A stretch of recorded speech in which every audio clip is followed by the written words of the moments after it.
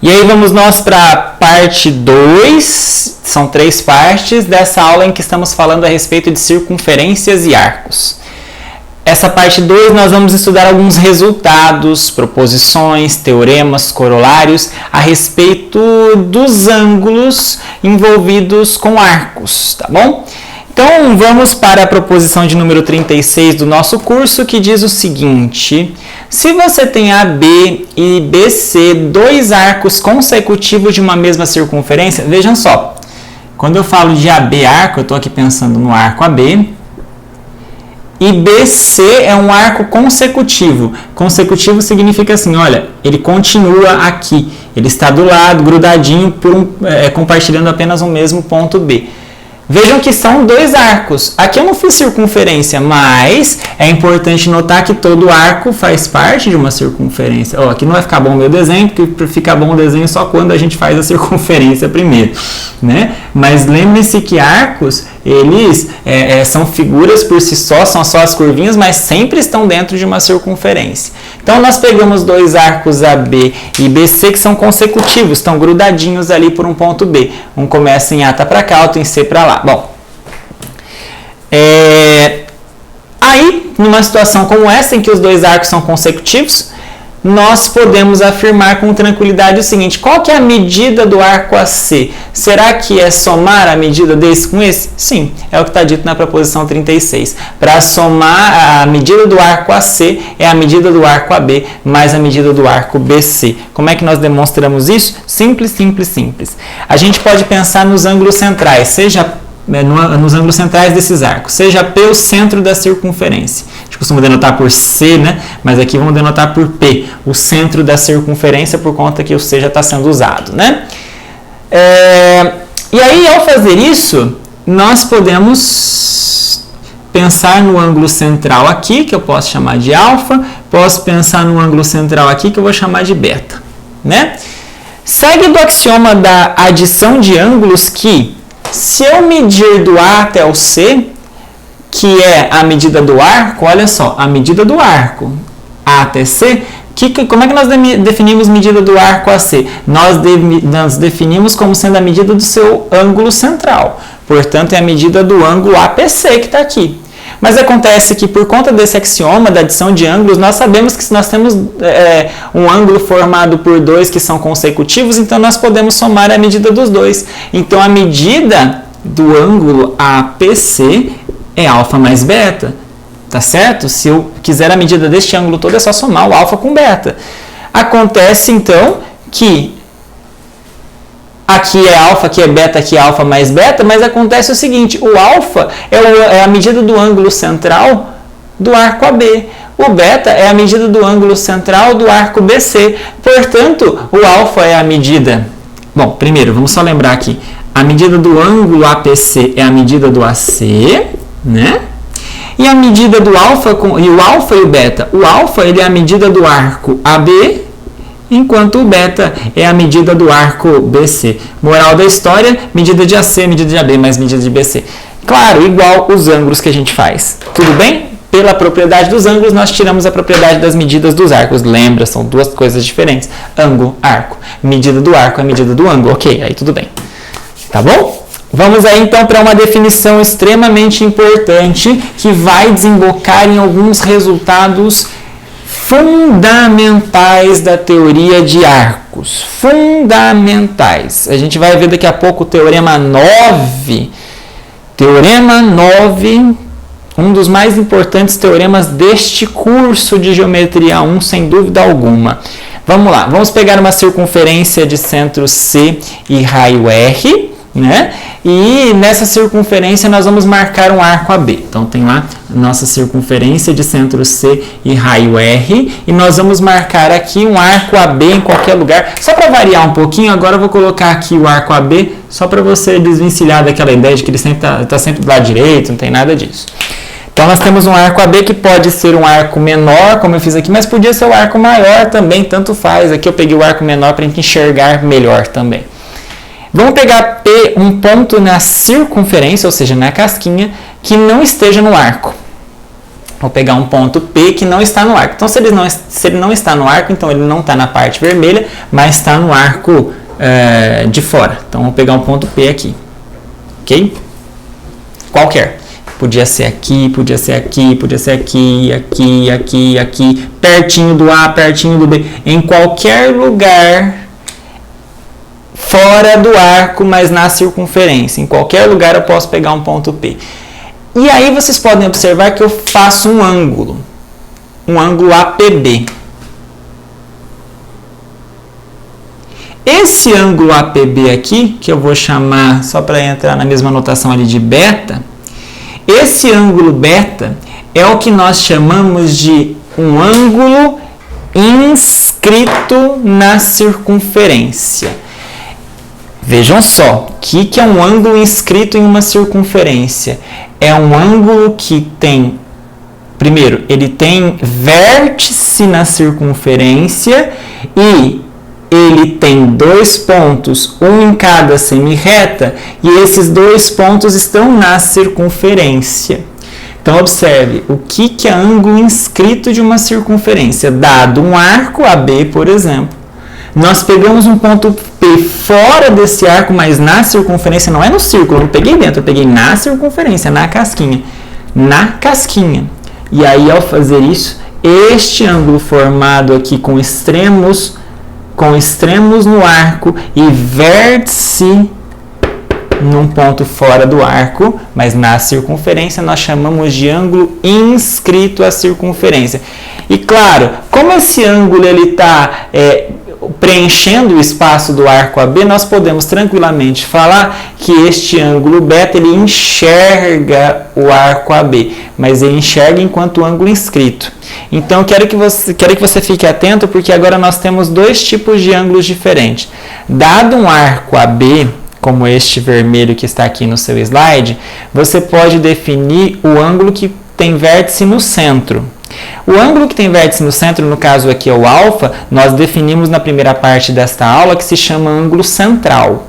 Agora, se o ângulo nascer em A, bater num ponto na circunferência fora do arco e voltar, isso aqui dá um ângulo que nós estamos chamando de beta aqui, e esse ângulo é um ângulo inscrito. Então, fique atento, essas duas definições são muito importantes, o ângulo central do arco e o ângulo inscrito. Só recapitulando, se você tem uma circunferência de centro C e raio R, né? Você marca nesta circunferência um arco AB, você tem a partir do arco AB dois ângulos bem definidos para este arco. O ângulo central, que é alfa, é o ângulo central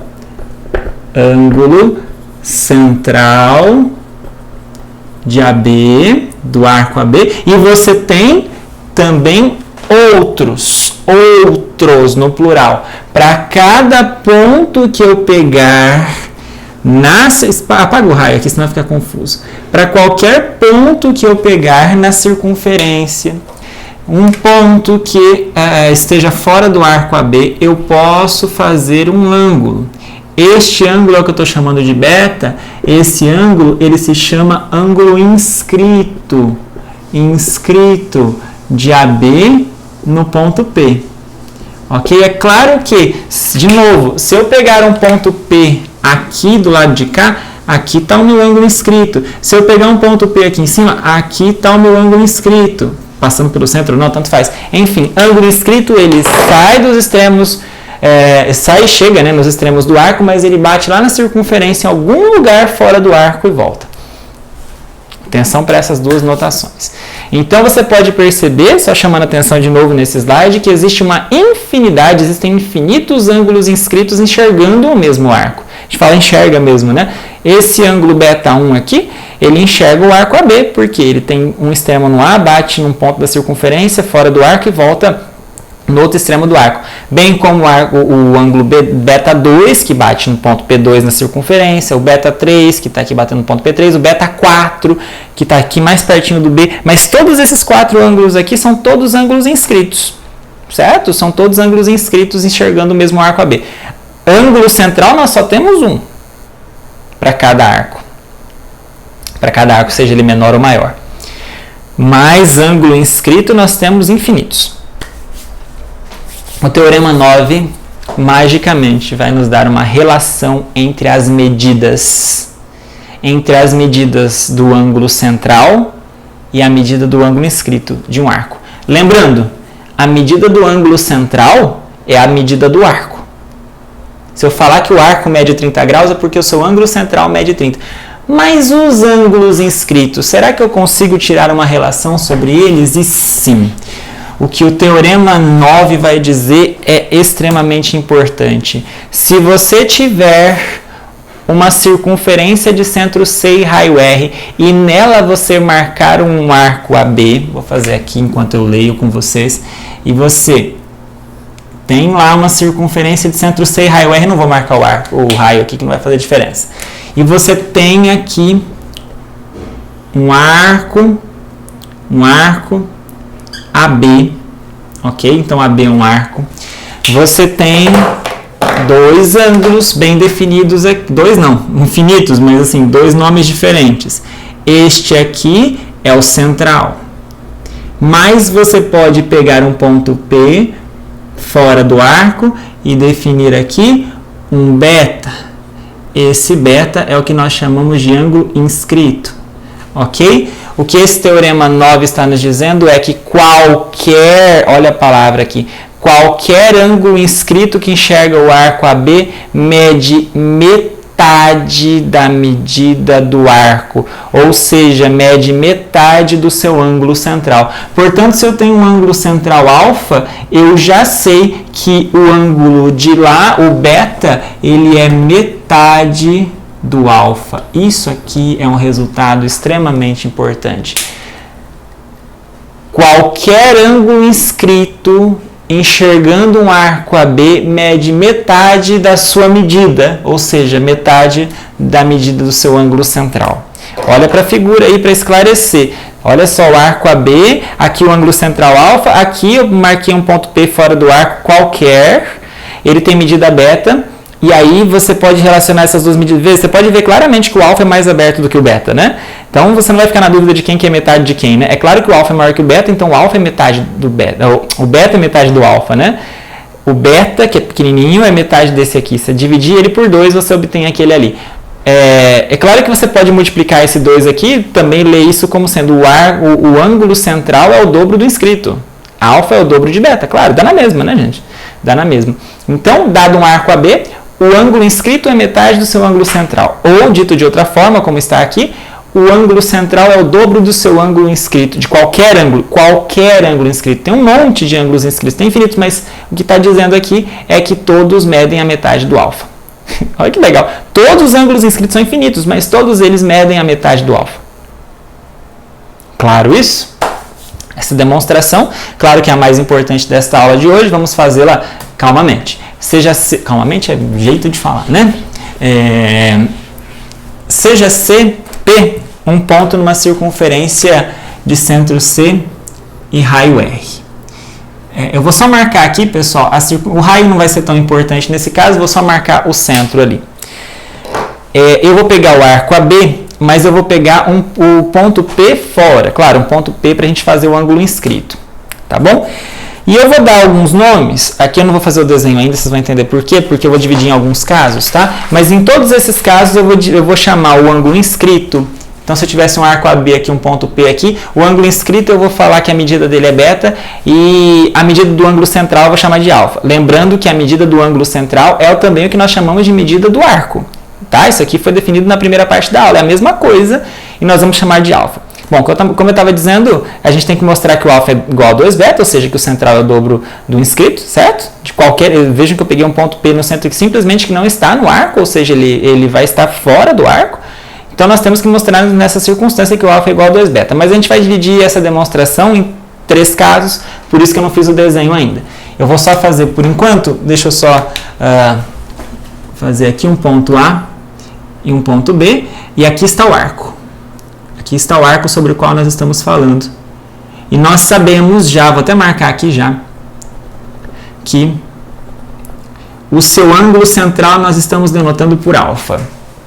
tá? Que é claro, é também a medida do arco. Posso escrever aqui, né, para lembrar que é a medida do arco, mas é a medida do seu ângulo central também, tá bom? E aí nós vamos fazer o seguinte, onde está o ponto P? Qualquer lugar fora do arco, na circunferência. Só que eu vou supor, no primeiro caso, que o ponto P ele está na mesma reta que o B e o C. Eu vou supor que na mesma reta do B e do C está o ponto P. Tá? Então, eu estou fazendo uma suposição. Essa suposição seria a mesma se eu tivesse tomado P aqui na mesma reta de A e C. Se eu tivesse tomado o ponto P aqui, seria a mesma coisa. Eu vou fazer só essa do lado de cá, mas essa outra seria a mesma. Então, essa é uma situação. Vejam que o ponto P pode estar em um monte de lugares. Ele pode estar aqui, mas pode estar aqui, pode estar em um monte de lugares. Mas eu estou pegando ele agora de propósito, estando na reta BC. Portanto, ele é diametralmente oposto ao B. Ele, ligado ao B, forma um diâmetro da circunferência. Certo? Bom, sendo assim, como ele é diametralmente oposto ao B, como eles estão numa mesma reta, você pode observar que o segmento PC mede o raio.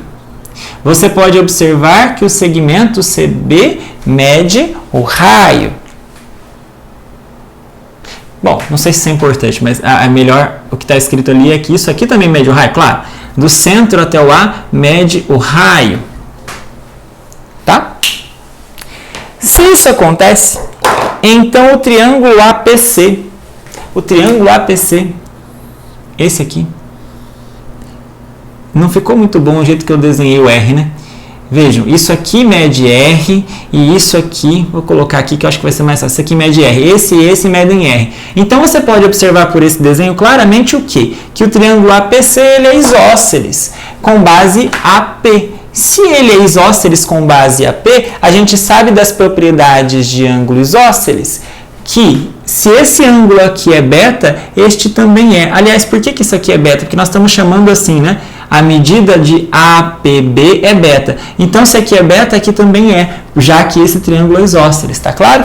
Agora, para fechar, fica fácil. Você está observando que o alfa, ele é o ângulo externo do triângulo APC. E como ele é ângulo externo, você sabe do teorema do ângulo externo que ele é a soma dos dois internos não adjacentes a ele. Portanto, o alfa, ele é beta mais beta, ou seja, o alfa é 2 beta, e aí, aqui em cima, né?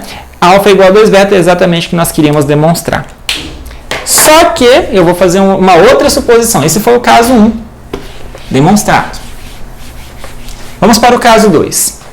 De novo, vamos pegar uma circunferência. Vamos pegar uma circunferência de centro C e raio R. Claro que o desenho não está das melhores coisas, só para a gente entender. Vou pegar o ponto A aqui. Vou pegar o ponto B aqui, como a gente tinha agora há pouco. Vou fazer o arco AB. Mas agora eu vou supor que o ponto P inscrito que nós tomamos, ele não está aqui na mesma reta do BC, nem na mesma reta do AC, porque esse já está demonstrado que vale. Nós vamos supor que A e B estejam lados opostos da reta PC. Então é o seguinte, é como se o ponto P ele estivesse em algum lugar aqui, em qualquer lugar aqui, que quando eu ligo a reta PC, eu divido a circunferência em duas partes, claro, mas o A está numa parte e o B está na outra. Tá? Então, nós estamos supondo que o A e o B estão em dois semiplanos diferentes com relação à reta PC. Tá bom? Seja D o ponto diametralmente oposto a B na circunferência. A P. Né? Então, eu vou pegar aqui no prolongamento dessa reta, essa é uma reta que passou pelo arco, eu vou chamar isso aqui de D. Tá? Então, nós podemos observar, vamos pegar as medidas, né? Faltou lembrar as medidas, lembrando o seguinte, olha, aqui é o alfa, não é? Que é o ângulo central. E aqui é o ângulo inscrito, não é? Que é o beta. Tá bom? Bom, você pode observar que o alfa, ele é a medida do ACD com a medida do DCB, certo? Atenção. Acontece, se eu chamar isso aqui de X, isso aqui de Y.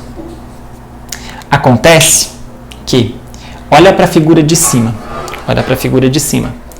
Na figura de cima, o ponto P, ele está no prolongamento da reta do segmento CD. Então, nós estamos aqui só olhando para a parte de cima, no caso 1, em que P está no prolongamento de DC. É o que nós tínhamos suposto, mas agora com relação a D, não a B. E nós mostramos no caso 1, então, que este ângulo aqui, ele é o dobro desse, ou seja, esse aqui é metade daquele. Nós mostramos isso no caso 1, nós estávamos nessa situação no caso 1. Se eu olhar para baixo também, eu posso pensar aqui no ângulo central DCB, que faz o arco DB, aqui está o Y, e de novo, nós podemos pensar isso aqui como sendo metade desse. Por quê? Porque esse é o caso que nós fizemos no caso 1, em que o P é prolongamento do BC. Ok? Então, com isso fica claro para você que o alfa é x mais y, mas que o beta, ele é x sobre 2 mais y sobre 2. Se você somar os dois, então fica x mais y sobre 2, mas x mais y é alfa.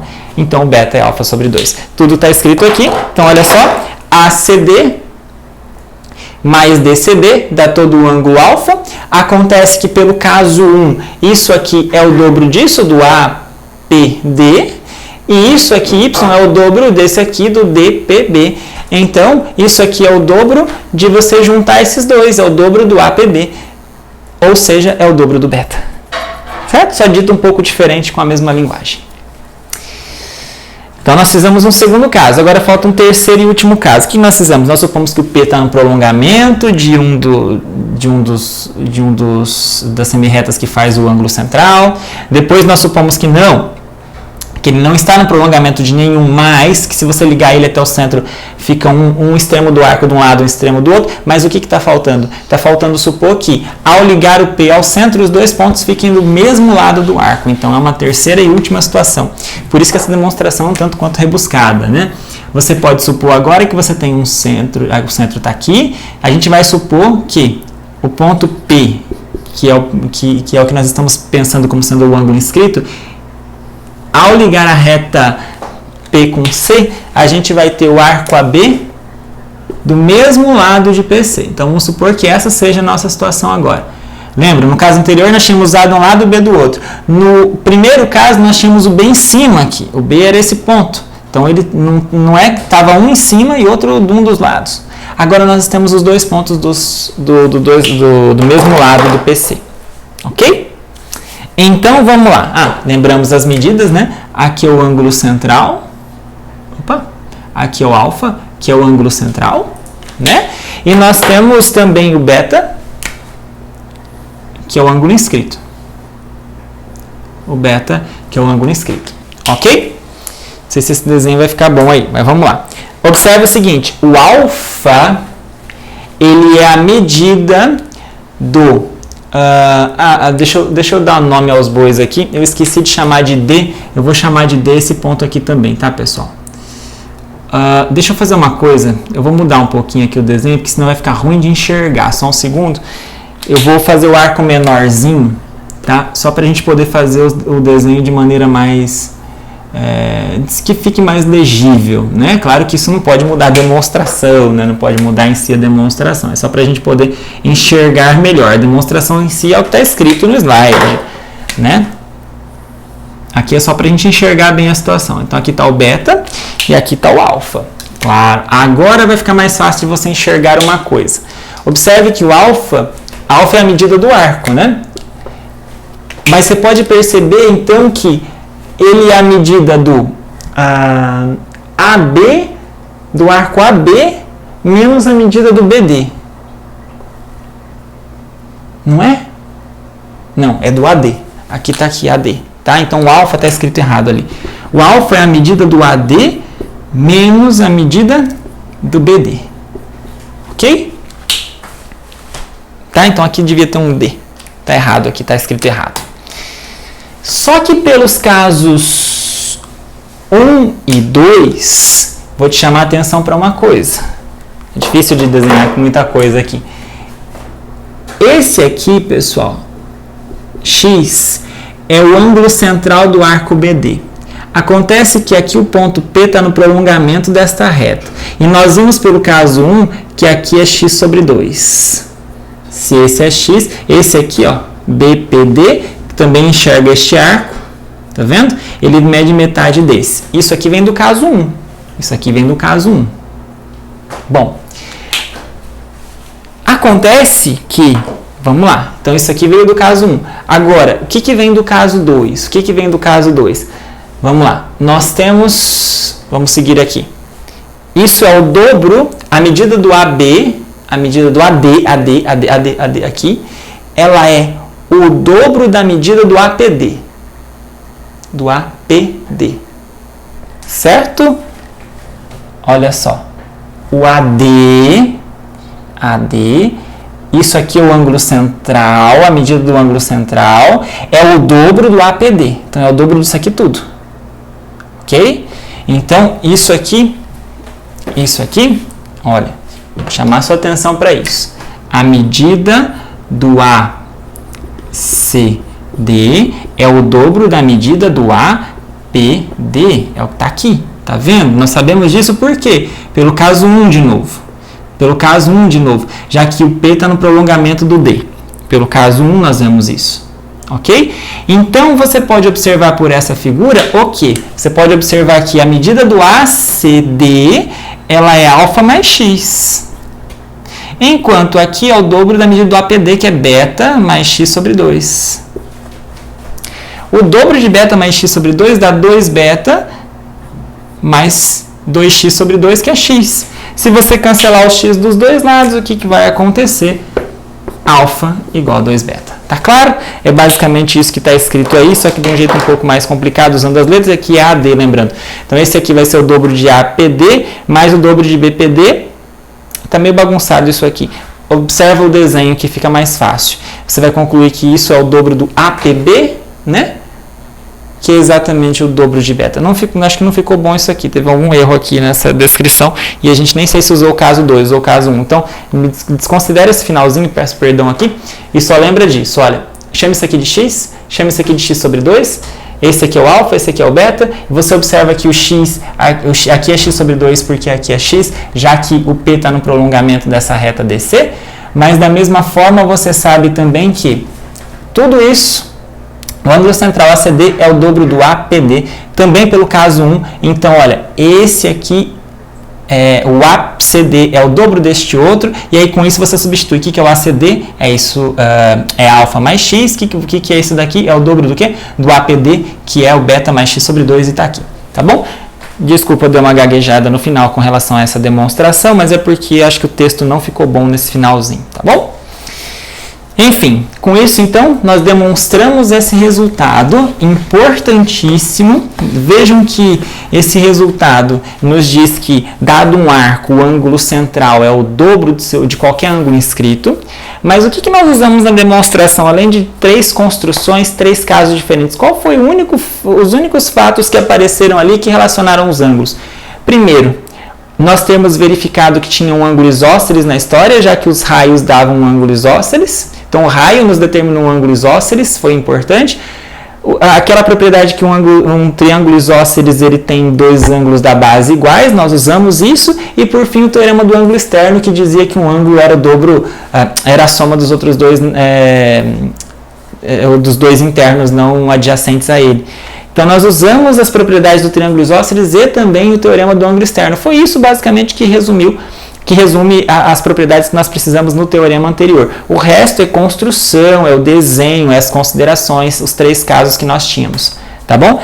Eu não sei se ficou, inclusive, claro com relação a isso, mas os 3 casos que nós tínhamos é o seguinte: aqui estava o C, aqui estava o ponto P.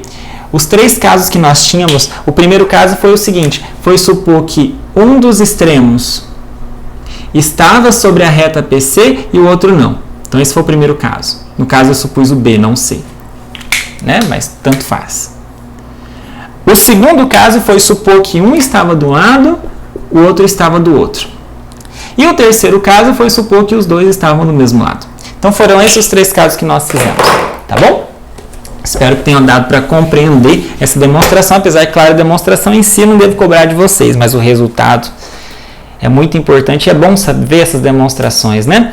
Vamos para uma primeira consequência desse Teorema 9, tá? Vamos para a primeira consequência desse Teorema 9. A primeira é o seguinte, nós dissemos que qualquer ângulo inscrito mede metade da medida do arco que ele enxerga, não é?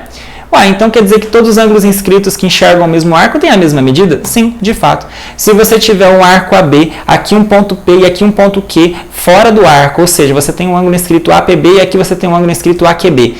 Esses dois ângulos, um aqui mede β1, outro mede β2, só que tanto β1 quanto β2, eles medem metade do ângulo central ACB. Então, β1 é metade do alfa, aqui que seria o ACB, o β2 também mediria metade do alfa, então β1 é metade do alfa, β2 também, então eles são iguais. Quaisquer dois ângulos inscritos de uma circunferência que enxergam o mesmo arco têm a mesma medida. Demonstração é exatamente o que eu acabei de falar. Ambos os ângulos inscritos medem metade da medida do arco, portanto são iguais. Tá certo? E o segundo corolário, também bastante interessante, diz o seguinte: seja ABC um triângulo com vértices em uma mesma circunferência. Então, os três vértices do triângulo estão sobre uma circunferência. Se um dos lados desse triângulo é diâmetro da circunferência, então o triângulo é um triângulo retângulo e esse diâmetro é exatamente a hipotenusa. Olha para essa figura para você entender o que está acontecendo. Olha, sejam A, B e C, 3 pontos da circunferência. Você podia ter pego o seguinte, pessoal. Ponto A, ponto B, ponto C. Isso não forma um triângulo? Forma. Nós tínhamos feito agora há pouco na demonstração o triângulo, mas esse triângulo não deve parecer retângulo para você, certo? Acontece que esse segmento aqui que está por dentro, nenhum dos 3 segmentos é o diâmetro da circunferência. O que eu estou usando aqui é o seguinte: seja ABC, de modo que uma das cordas, ou seja, um dos lados do triângulo seja diâmetro da circunferência, tá? Então nós temos um triângulo ABC em que BC, por exemplo, é diâmetro da circunferência. O que está dito nesse corolário é que o ângulo A, o terceiro, o que sobra aqui, o que está oposto ao diâmetro, ele mede 90 graus. Ou seja, o ABC é um triângulo retângulo com ângulo reto em A, ou seja, a hipotenusa é exatamente o diâmetro da circunferência. Demonstração simples. Como BC é diâmetro, então a medida do ângulo BC é 180.